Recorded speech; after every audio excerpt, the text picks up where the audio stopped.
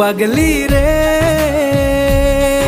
এই ভালোবাসা অমর হবে। ও পাগলি রে, আমি থেকে গেলাম তোমার কাছে।